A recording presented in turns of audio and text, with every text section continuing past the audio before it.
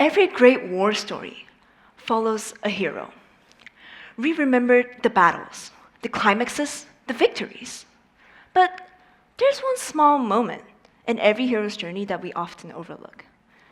It sounds a little bit simple, even a bit boring. So the storyteller doesn't even mention it, barely mentions it as well. Just one sentence, but that sentence matters because it gives the hero, the story, the storyteller, and even us, the readers, time to breathe before the next battle begins. Now let's have a think about our own lives. We all have battles ahead of us. Exams, assignments, deadlines, expectations.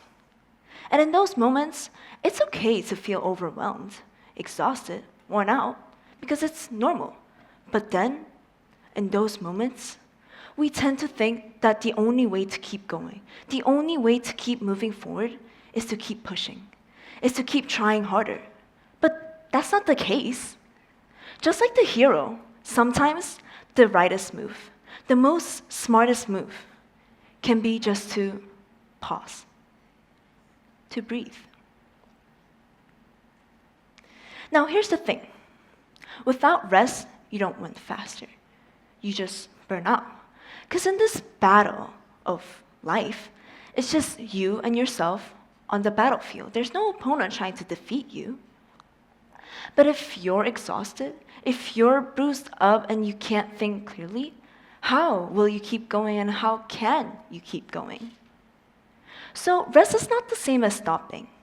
It's preparing to move forward, stronger.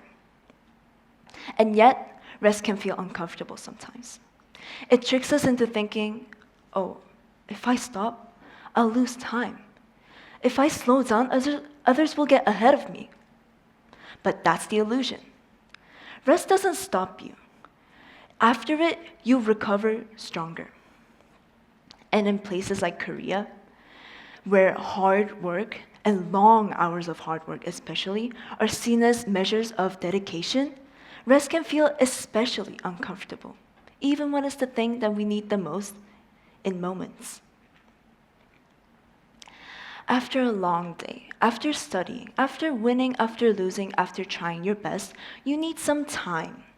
Not just to stop, but to process, to absorb the information standing right in front of you, to organize the messy room in your brain.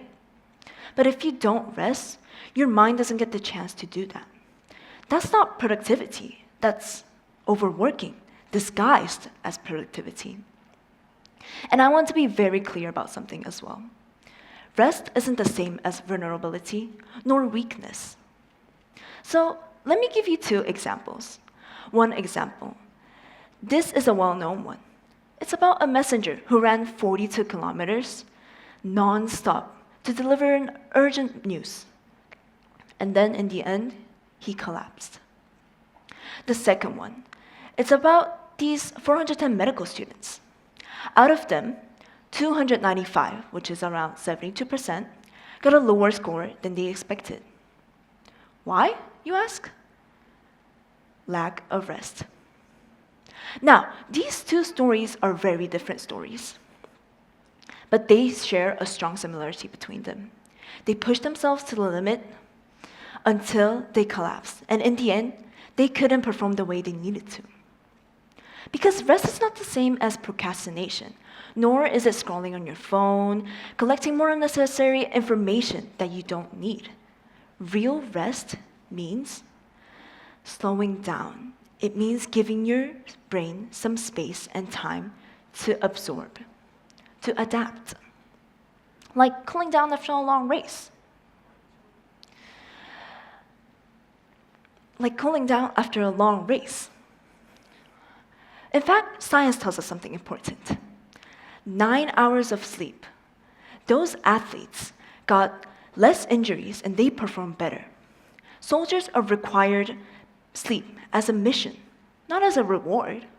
Students who pulled an all-nighter before a test, they forgot everything they had studied. And even one session of bad sleep, it can affect your decision-making skills by 40%. So think of it this way. Rest is the final step of your effort. You put in the time, you've put in the hard work. And now it's just the cherry on top of your cake. Think of it as a fuel, as a preparation, not as a reward nor a delay, as part of your journey. Because in every great story, the hero doesn't win by never stopping. They win because they know when to stop and when to begin again. Thank you.